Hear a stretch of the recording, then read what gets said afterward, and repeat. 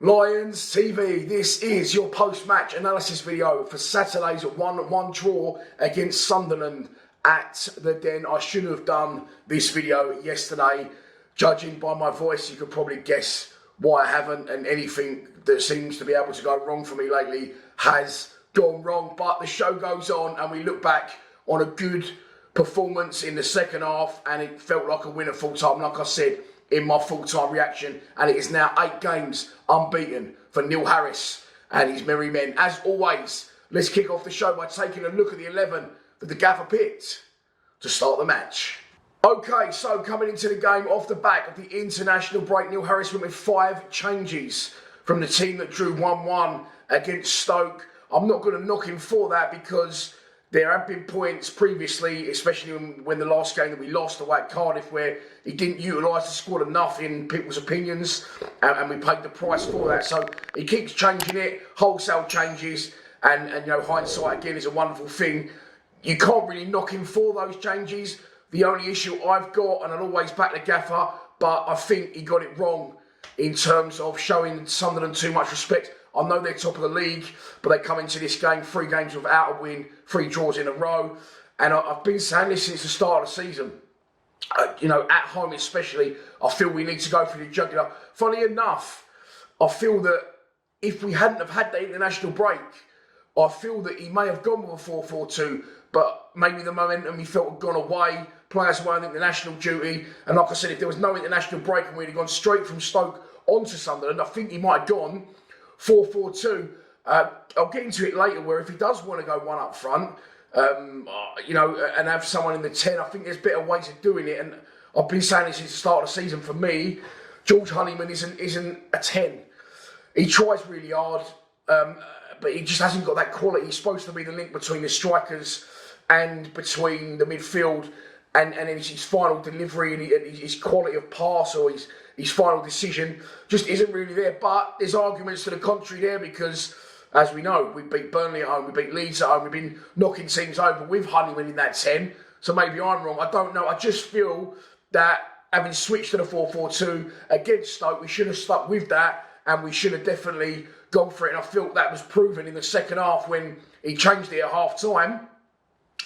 You know, and we looked a million times better in the second half. It was his starting 11. It was Lucas Jensen in goal, Ryan Leonard right back, Joe Bryan left back, Sean Hutchinson come in to skip on the side the day after his 34th birthday in replacement of Jake Cooper, who is allegedly out for around 10 weeks, according to Neil Harris. Japhet Tanganga was alongside him. Then it was George Saville, Casper Di Ballon d'Or, George Honeyman in a 10, Duncan Watmore come in on the left in place of Femi Aziz. On the right, it was Romain Esse. And up front, as a lone striker, it was Josh Coburn. We did not get going at all in that first half, at all. And the gaffer said that in his post-match, you know, it was terrible in the first half, and we needed a reaction. Sunderland didn't really start the better side. They had plenty of the ball. We know that happens. And I feel it was going the same way as the Burnley and the Leeds game. You know, once they have their initial bit of possession, a great following behind them, and that sort of dies down, we realise that, do you know what, we're actually on par with this team, and we can go for the win here. However, that sort of reversed a bit. They scored a goal, ball into the box, headed away by Hutch.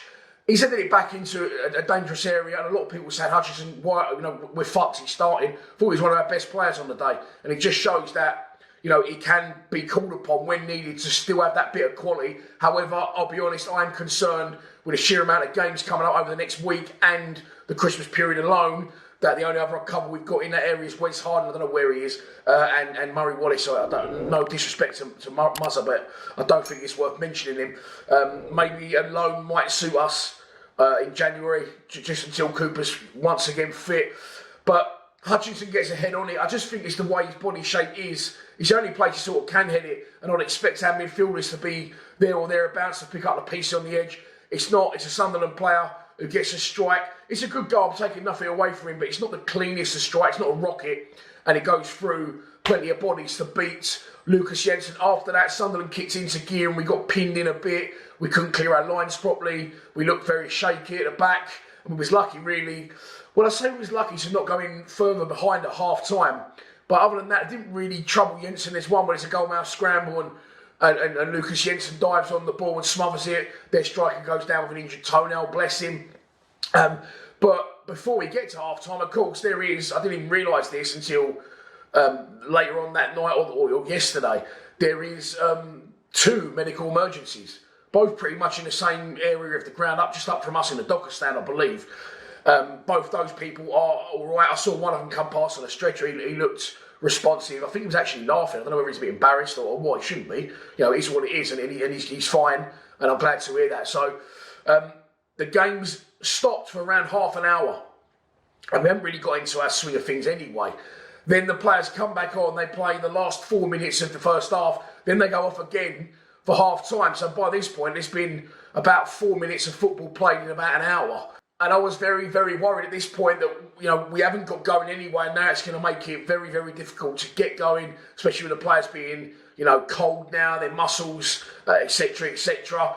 But I think what Neil Harris did at half time can be taken 2 different ways. He takes off Honeyman, he puts on Bradshaw, and he goes 4-4-2. Now, I feel that was a little bit, I don't want to say a masterstroke, because I felt that he should have started with a 4-4-2. But I think he felt that, look, this ain't happening, and I need to do something quite drastic to get the players and the crowd up for it. And then from the second he did that, into a 4-4-2, it was just a different side in the second half. He was all over Sunderland, absolutely battered them for the entire second half. I think ball come in the box, Tanganga hits one just over. Another similar situation from the far side, where Coburn just sort of gets beyond his head and tries to wrap his head around it, can't manage to do so, guides it over the bar. I think Denor goes close from distance, good save from their keeper. Coburn again with a great shot just down low to the keeper's right, and he dives and he gets a hand on it and saves it, and you felt it was coming, but then in the end you felt it's going to be one of them days. It's going to be frustrating. We're not going to get it over the line. Femi Aziz came on, and again, by this point, it's a lot closer, I think, to the team that should have started the game.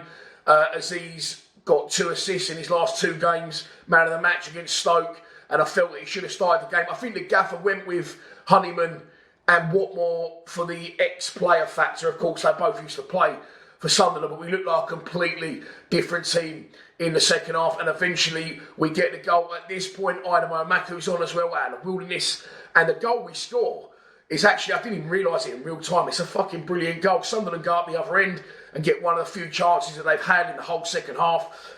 Jensen drops down and saves it one-on-one. I think it goes through his legs, and as he drops down, I think it's the underside of his thigh or his arse cheek, and we get a little bit of luck with where it goes. Joe Bryan picks it up, he keeps it down the line to Idemo Maku, who shows great willing, great defensive duties, but at the same time, in one little beautiful little flick, he turns defence into attack. And then from there, you've got Langstaff on there, you've got Ivanovic on, and they're both involved in the goal as well. Some really good play.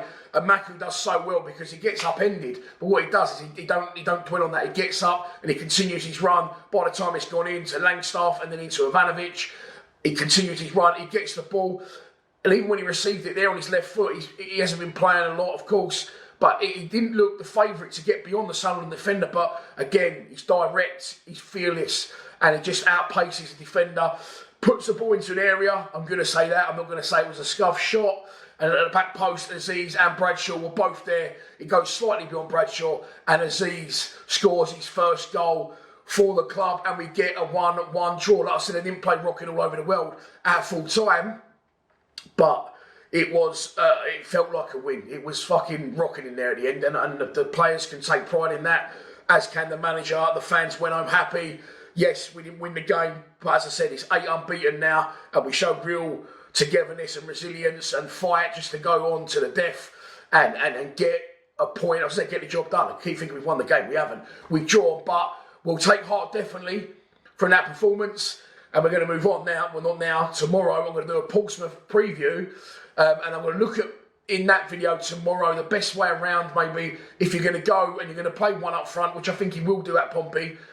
Better options to make it, okay, 4-5-1, but be better in attack, have more quality going forward in the final third with different types of players. But that's your post-match analysis done. I'm in absolute pieces, as you can probably tell. I am supposed to be going to Portsmouth on Wednesday. I do have a ticket, but I'll have to wait and see on that one. Hope you've enjoyed this video. Hope you can understand what I'm saying. Please subscribe to Lions TV. Whew. Come on, you Lions.